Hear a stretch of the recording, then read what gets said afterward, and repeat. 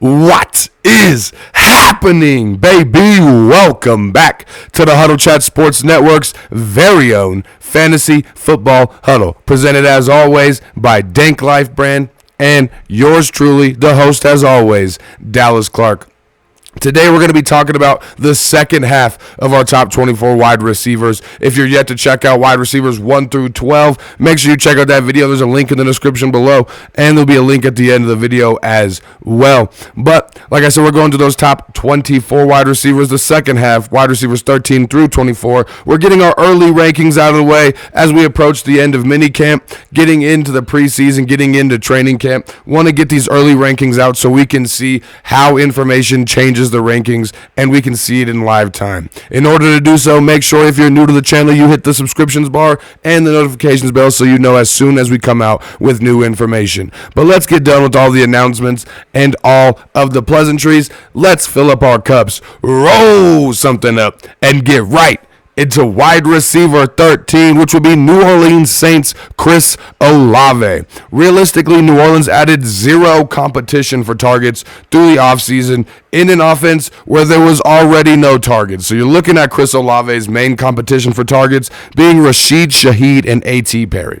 Last year, in his first year with Derek Carr, you're looking at 9 targets per game. It's only going to increase as you proceed through year 2. I'd like Chris Olave to start out my wide receiver 2 list at 13. Going to wide receiver 14 will be the Philadelphia Eagles wide receiver 2, Devontae Smith. In his first 2 seasons, he's had a slow start, but finished extremely strong. This past season in 2023, what really helped him finish a lot stronger at the end of the season was he got more physical on his catching. He started running better routes, and you look at the fact that he still has a quality quarterback, and it really benefits him to not be the focal point of this offense. When you look at the other amazing targets around him, A.J. Brown on the opposite side being just one of them, it gives you a lot of opportunity for the defense to be lacking on Devontae Smith, allowing him to have a lot more of those explosive big plays. Now, moving on to wide receiver 15, this one might be a bit controversial to some. It'll be Deebo Samuel from the San Francisco 49ers. Now, I know he might have had a little bit of a disappointing season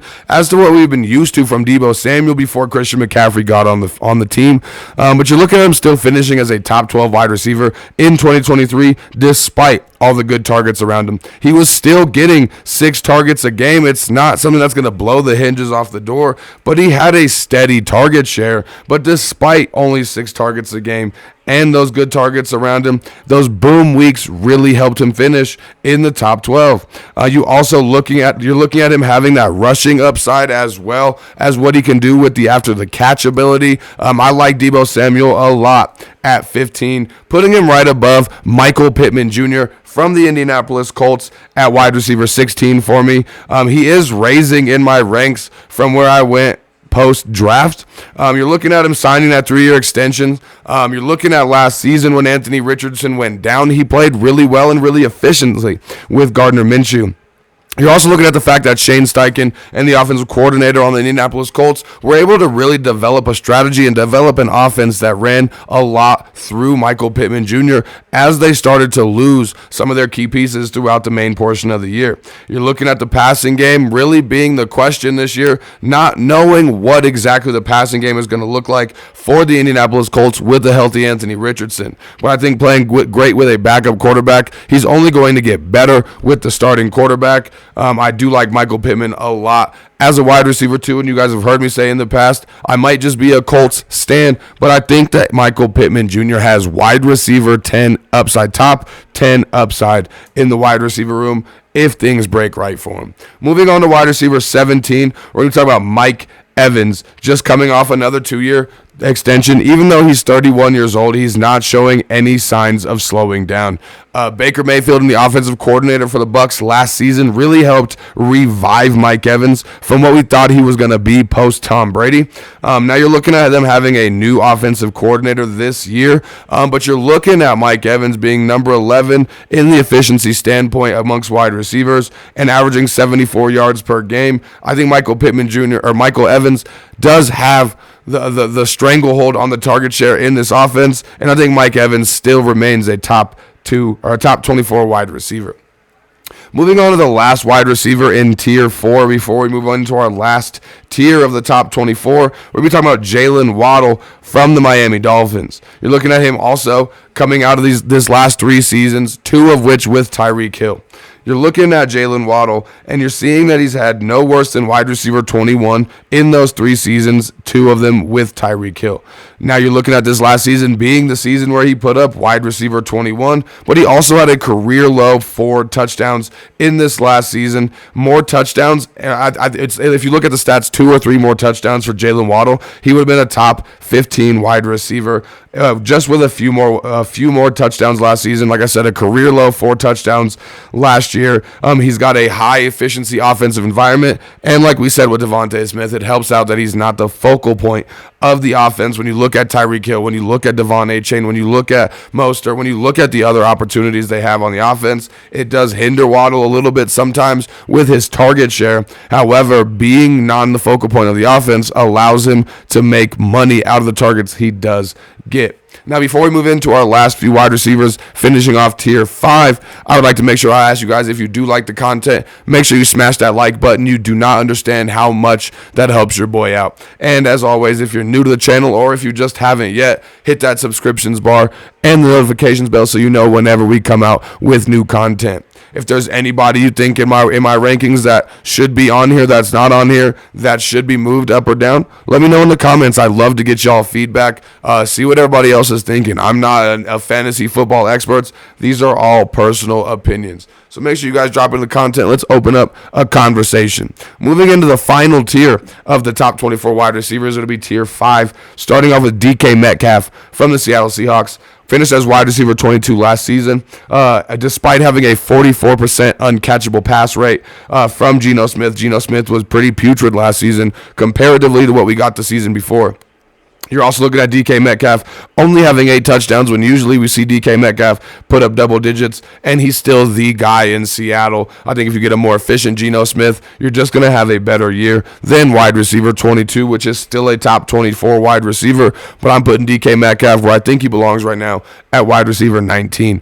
Moving on to wide receiver 20, we're going to be talking about DJ Moore from the Chicago Bears. He had 136 targets and 1,400 yards last year. However, now he has more competition than he probably has ever had in his entire career, not even just on the Chicago Bears. You're looking at them adding Rome Odunze through the draft. You're looking at them adding Keenan Allen through the offseason. DJ Moore is still going to be the number 1 wide receiver, but he's not going to be the only wide receiver on the offense, as you've seen in these last few years. And it also does help that he got an upgrade at the quarterback position. So you're looking at it kind of coming out in the wash. Yes, he's not going to have as many targets. However, he's getting better targets from a better quarterback, and he's going to be on a better offense with more scoring opportunity than he had last year. So I like DJ Moore at 20.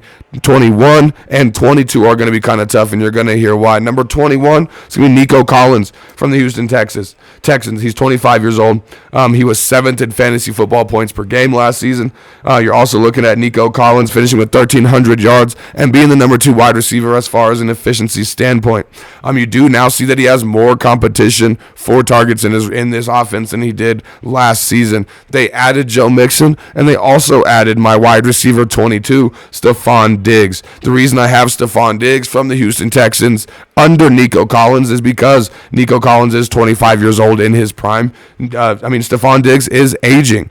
He has fell off in an efficiency standpoint in these last few years, but he's still an elite wide receiver. If you're assuming the fact that he gets the 2 wide receiver sets over Tank Dell, it's hard to imagine him not putting up top 24 numbers with what we saw from C.J. Stroud and this offense last season. Stephon Diggs is reliable. He has not missed a game since 2018. He has just really not had the chemistry with Josh Allen that we thought he would have coming from Minnesota to Buffalo. So we're hoping that in Houston, not being the number 1 target and still being an elite receiver is only going to help Stephon Diggs out, which is why I put him at 22. Wrapping things up, starting off with wide receiver 23. We're going to go T. Higgins. Now, I know T. Higgins, it's hard to kind of argue for him here, but you got to look at it as 2023 and appreciate how rough it was on him.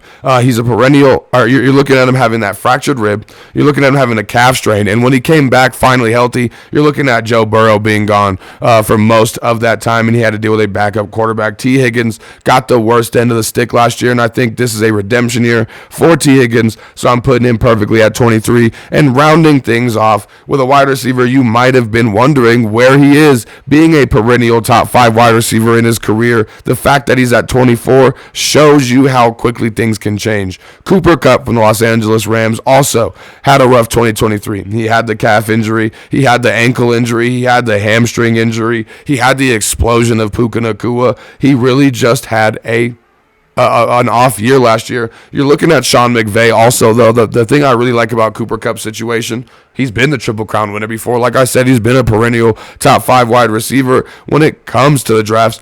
But you're looking at Sean McVay being just an offensive guru, and despite whether you may think he's aging or whatever the fact is that's slowing him down in this offense, Sean McVay is going to scheme him open. He's going to make Cooper Kupp a part of the offense, whether he wants to be or not, and we all know he wants to be. So I got Cooper Kupp finishing off my top 24 wide receivers, and that's going to be it for my top 24 wide receivers. Thank y'all so much for paying attention. Like I said, like the video if you like the content. Drop some comments if you think somebody should be on this list that's not on this list already. Now, we also got the running backs, the quarterbacks, the tight ends, a lot of different stuff coming out with the rankings. We're going to be giving out different draft strategies, and we're going to be following all of the news throughout training camp and all the teams' off seasons as well. So that's going to do it for me today, y'all. Thank you so much for tuning in, and as always, keep your chin up and your attitude down. I'll see you next time. Peace out, y'all.